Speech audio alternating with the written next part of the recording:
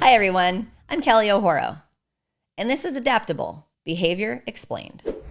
Welcome back to Adaptable, the show where we help you navigate life's challenges with greater awareness, resilience, and compassion. Today, we're continuing our series on infidelity, but we're shifting our focus. This episode is for the person who had the affair, the person who broke the trust, the person who caused the pain. And if that's you, I imagine you're carrying a lot right now. Maybe you're overwhelmed with guilt. Maybe you're consumed by shame. Maybe you're just desperate to fix things. Or maybe you're wondering whether your relationship can ever recover from what happened. If any of that sounds familiar, I want you to know one thing. This episode is not about judging you. It's about helping you understand what comes next. Because if you truly want to heal, rebuild trust, and become a safer partner moving forward, there is a path.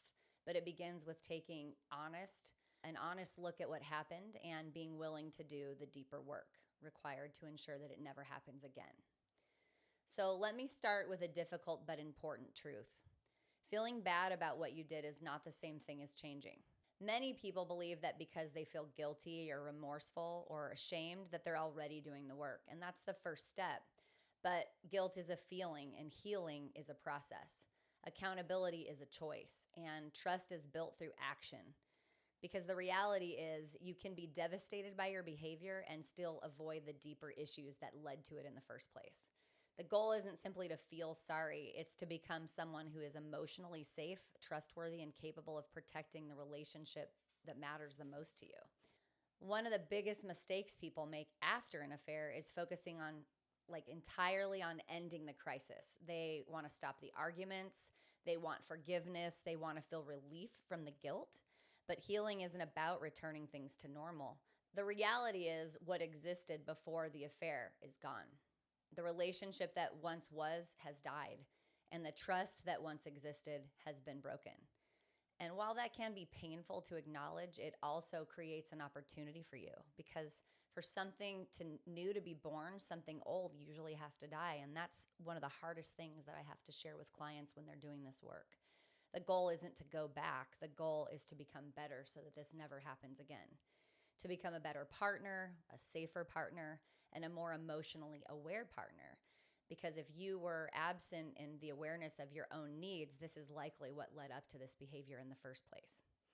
So let's talk about shame versus accountability. We're going to begin with one of the most important distinctions in the recovery process, and that's the difference between shame and accountability.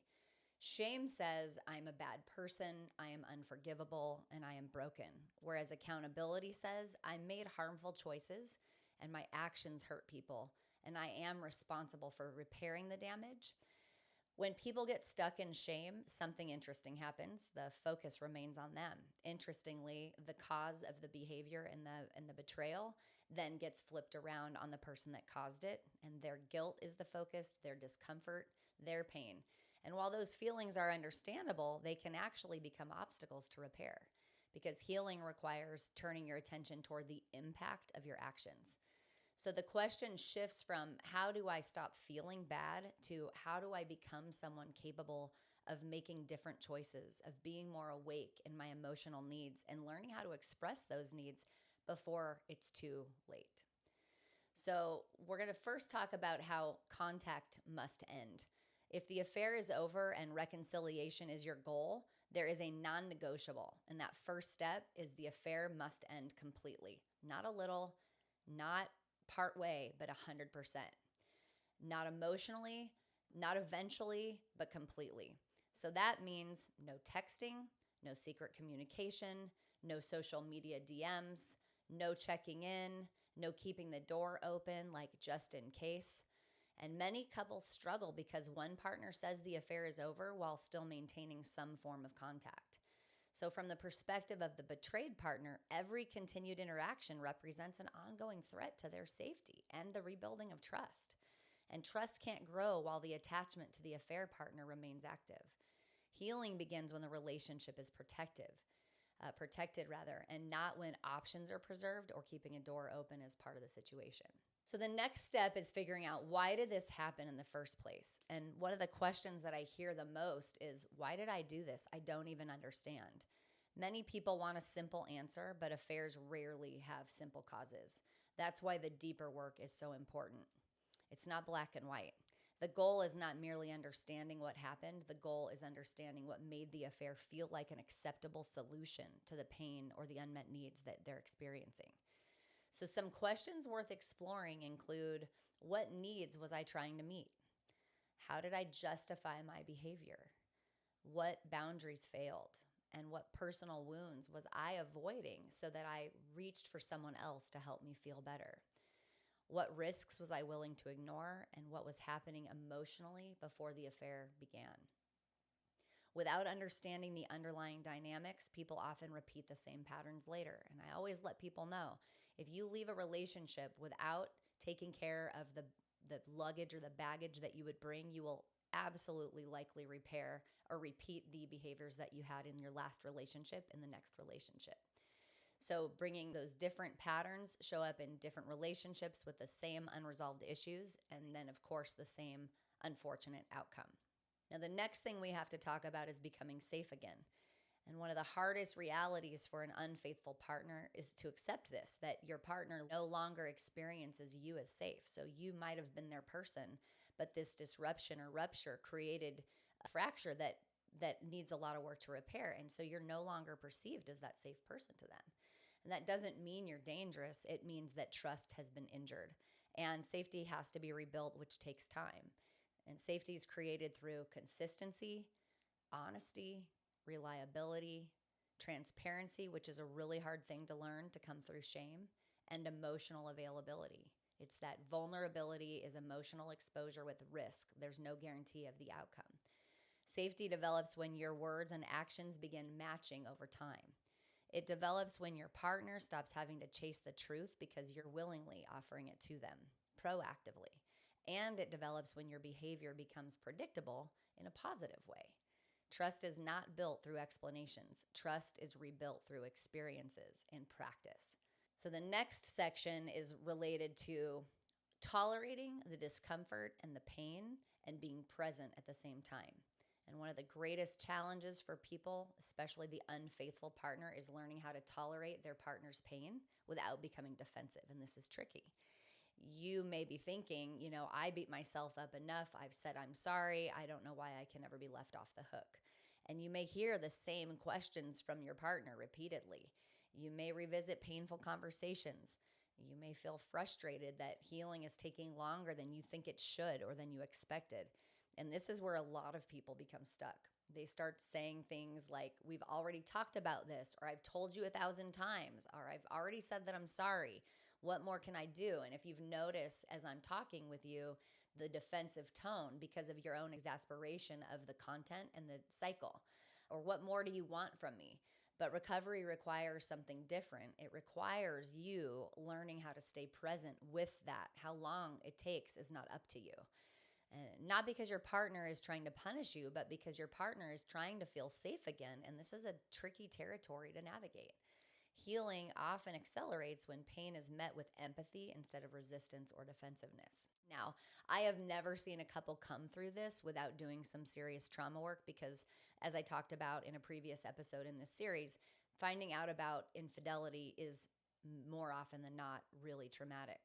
And so the role of trauma work as an EMDR therapist, I've seen firsthand how often affairs are connected to unresolved emotional wounds, usually for the person who betrayed as well as for the person who was treated in such a way where their trust was compromised or the one that they were cheated on. And that doesn't excuse infidelity, but it does help explain it. And sometimes people are seeking validation because they never learned how to internally validate themselves because they were raised by people that never taught them their worth, never helped them to develop that internal voice that says, no matter how other people treat me, I am worthy of love and belonging. And so sometimes they seek to escape because they never learned how to tolerate the discomfort of non-connection, non-belonging, or not feeling lovable. And sometimes they pursue connection because old attachment wounds continue driving their current behaviors, which I talked about in an earlier episode. So this is why true recovery requires more than relationship work. It often requires personal work for the person who betrayed as well as the one who was betrayed. That deeper work, the kind of work that says, why do I avoid vulnerability? Why do I struggle with boundaries? Why can't I speak up for what I need? Why do I look outside of my relationship or self for external validation? And what am I afraid of facing in myself? What am I so uncomfortable in tolerating? Because when those issues remain untouched, the risk of repeating unhealthy patterns remains much higher. And even if it doesn't look like infidelity, it'll look like some other behavior that's disruptive to the connection of the relationship. And so I've worked with so many people who have had affairs or have been through the affair cycle and have come out the other side stronger than ever. And I have another episode coming up about this. So the process of going through the work is really about becoming the person that you want to be. And at some point, recovery stops being about the affair and it starts becoming about your own identity. Who do you want to be moving forward? What values do you want to live by? What ideals do you want to guide your choices? What kind of partner do you want to become? And this stage of healing isn't driven by fear. It's not driven by trying to repair in an ulterior motive. It's driven by growth. Because ultimately the goal isn't simply preventing another affair. The goal is becoming a person whose values, boundaries, emotional health, and integrity make betrayal far less likely in the first place because it's out of alignment with the person that you say you want to be. And that's a deeper transformation. And that's where that lasting change occurs, and usually where the partner then absolutely knows the you that exists that is different. So if you're the one who cheated, here's 3 questions to reflect on this week. Am I focused on my shame or my accountability? Ask yourself, am I spending more time feeling bad about what I did or actively repairing the damage that I caused? Accountability creates change. Shame often keeps us stuck. The next thing you're going to want to ask yourself is, what am I doing to become safe? This is about actions, not what you're saying. What are you doing? Trust is rebuilt through behavior. So you're going to look for opportunities to demonstrate consistency, honesty, and transparency every day. It might feel really silly to you at first because maybe you didn't formally share all the little moments in your world because you didn't need to. But when you're trying to rebuild trust, transparency is absolutely the key to making that go more smoothly. And then the next question you want to ask yourself is, am I doing the deeper work? So am I just abstaining from poor choices and white knuckling it? Or am I really looking underneath the hood to figure out what in the heck happened that made me do this? What allowed me to justify this behavior in the first place? Because long-term healing requires understanding the roots of the adaptation to cheat, not just managing your symptoms. So today we talked about what comes next if you're the one who cheated. We discussed the difference between shame and accountability, and we talked about the necessity of ending contact with the affair partner. We explored the importance of becoming emotionally safe and trustworthy again, and we examined why lasting recovery requires deeper personal work, not just repairing the relationship. And most importantly, we acknowledged that the relationship that existed before the affair is gone. Something ended. Something died. And while that reality is painful, it also creates possibility for hope and something new to emerge. And it's not about denial or avoidance, but through honesty and accountability and growth. And that creates meaningful change, because the most power apology is not words. It's transformation and becoming the you deserve to be. So if this show was helpful, I'd love for you to subscribe, leave a review, share it with someone who might be going through something like this. And I'd love to hear from you. So what do you think the biggest takeaway is, or the biggest challenge for someone trying to rebuild trust after they've broken it? Leave a comment, send me a message, or connect with me on my other social media channels, and we'll continue the conversation. So thank you so much for tuning in. And until next time, don't forget to lead with love. It'll never steer you wrong.